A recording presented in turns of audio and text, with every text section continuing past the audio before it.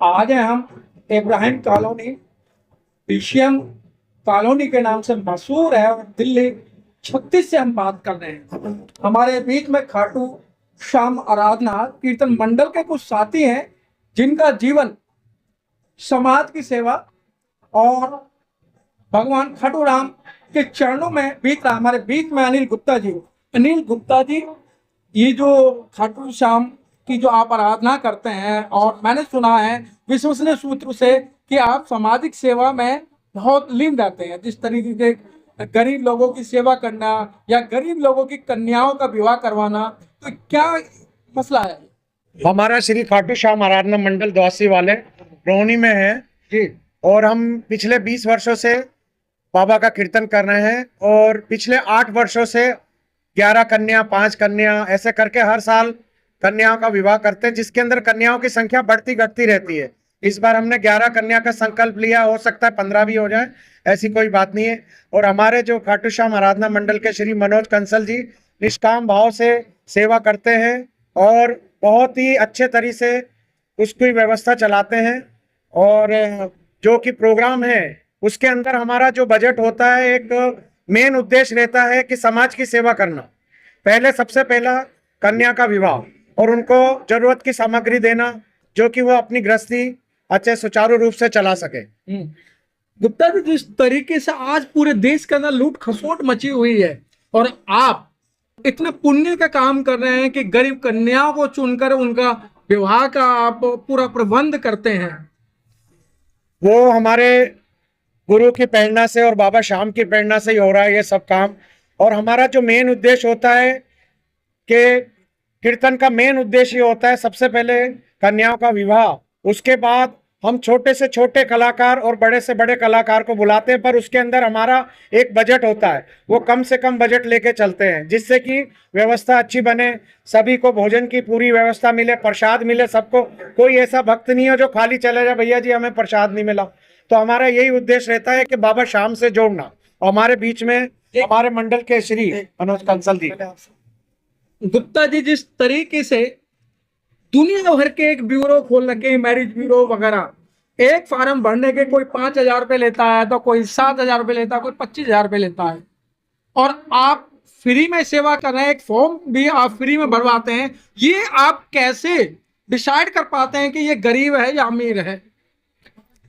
ऐसा है कि उनका सब आधार कार्ड और उनका इनकम प्रूफ देखा जाता है, और हमारे जो मेंबर हैं, जो जिसके अंदर हमारे वकील साहब भी हैं, जो हमारे संस्था के अंदर मेंबर हैं, वो इस कार्रवाई को पूरा करते हैं। मंजीत सिंह जी हैं, वो पूरी कार्रवाई देखते हैं कि बंदा सही है, पेरेंट्स से मिलते हैं, उनसे उनकी सब कागजी कार्रवाई देखते हैं। ऐसा नहीं है कि वो सामान लिया चल जाए, कल से पता लगा कि जी मंडल के ऊपर कोई दोषारोपण हो जाए, ऐसा पूरी व्यवस्था हम पूरी करते हैं। पूरी इंक्वायरी करके ही उनका नाम लिखते हैं और उनका आगे विवाह फाइनल कर देते जो वो चाहते हैं। जैसा हमारे बीच में मनोज कंसल जी भी जुड़ चुके हैं, और मनोज कंसल जी की मुस्कुराहट कुछ अपने आप में बयान कर रही है।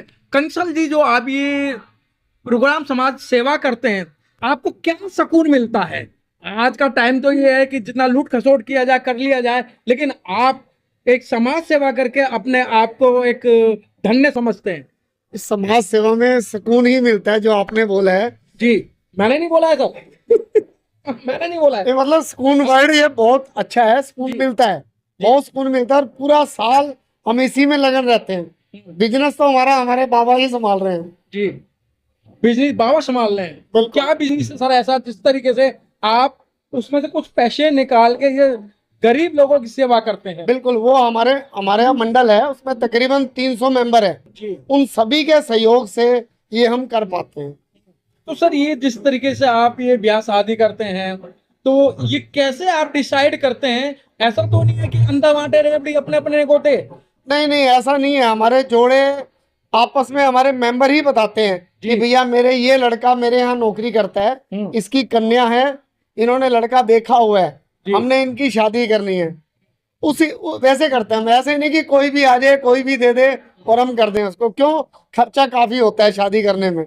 तो कंसल जी, आप कैसे डिसाइड करते हो कि इस बार हमने 5 की करनी है, अगली बार 10 की करनी है? क्योंकि जैसा आपने बताया कि लड़कियों का जो कन्यादान है वो भी देते हैं, और 25 जो मेंबर होते हैं लड़के वाले के, 25 मेंबर होते हैं लड़की वाले, उनको खाना भी खिलाना होता है।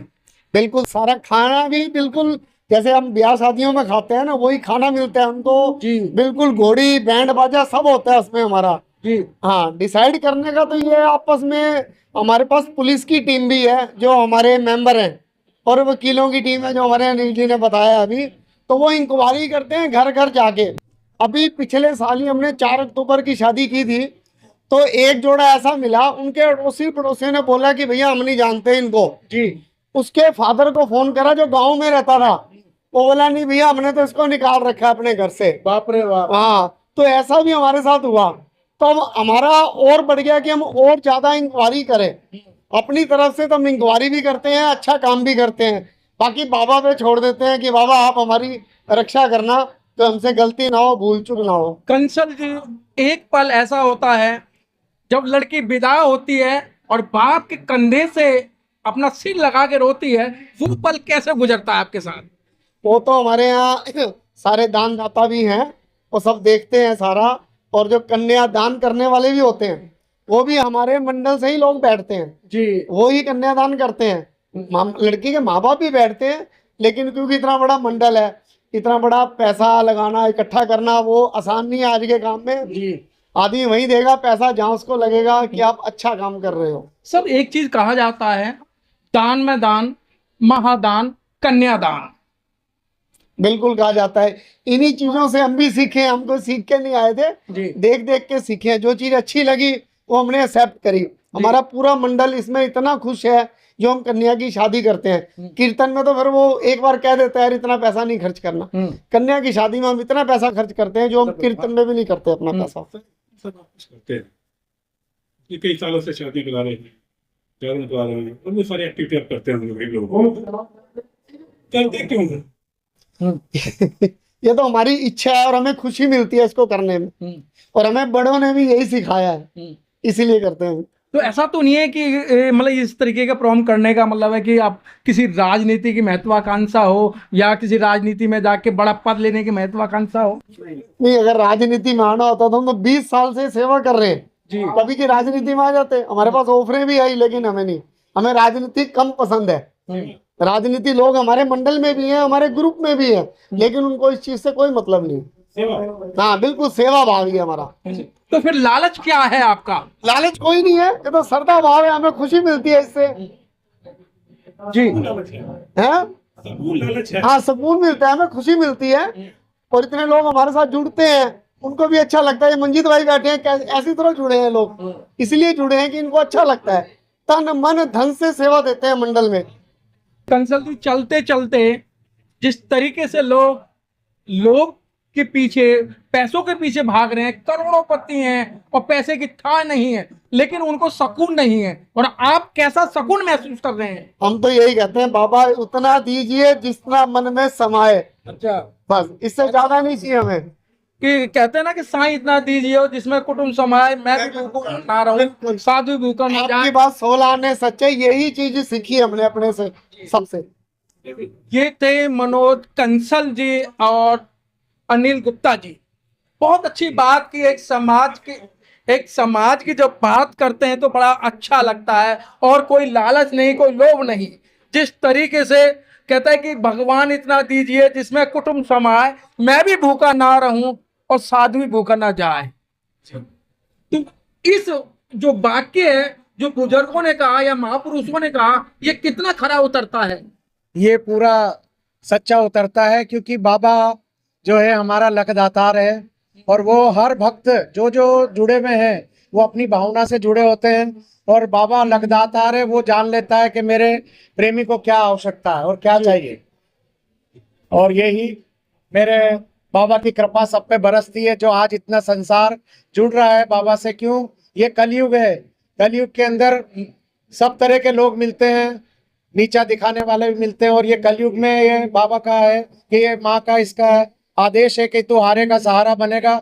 तो इस कलयुग के अंदर सब कोई इसके द्वार पे जाते हैं और बाबा से वो प्रार्थना करते गुप्ता हैं। जी, चलते चलते, क्योंकि एक कहावत और भी कही जाती है, खाली हाथ आया था खाली हाथ जाएगा। और देखा होगा जब जाते हैं कि आपका बहुत बहुत धन्यवाद, आप यहाँ तक लेके आए, अब हम अकेले ही चले जाएंगे। उनके लिए क्या संदेश है? उनके लिए मेरा ये संदेश है कि प्रभु की सेवा सच्चे दिल से करो। केवल आपका नाम रहेगा, ये सब दुनिया संसार तो छूटने वाला है। आपका नाम रहेगा, ये दुनिया मोह माया सब छूटने वाला है। तो ऐसे लोगों को जो मोह माया से जुड़े हुए हैं, आप अपना सुकून उन्हें प्रकट कर सकते हैं कि जो मुझे सेवा करने में सुकून मिल रहा है, आप भी ऐसा सुकून करें। कि वो हमें देख के, कुछ लोग तो हैं उनको सुकून मिलता है, बदलते भी हैं वो लोग, हमारे साथ जुड़ते भी हैं, ऐसा नहीं है। और जिनको नहीं चाहिए वो अपने मस्त रहते हैं अपनी मस्ती में, हम अपनी मस्ती में मस्त हैं। एक मस्ती भी एक बड़े किस्म की मस्ती होती है। किसी का ध्यान प्रभु में लगता है, किसी का ध्यान गुरुओं में लगता है, किसी का ध्यान 2 नंबर की कमाई में लगता है। ये दोनों शख्सियत अपना पैसा गंवाकर गरीब लोगों का हेल्प करती हैं, गरीब कन्याओं की शादी करते हैं।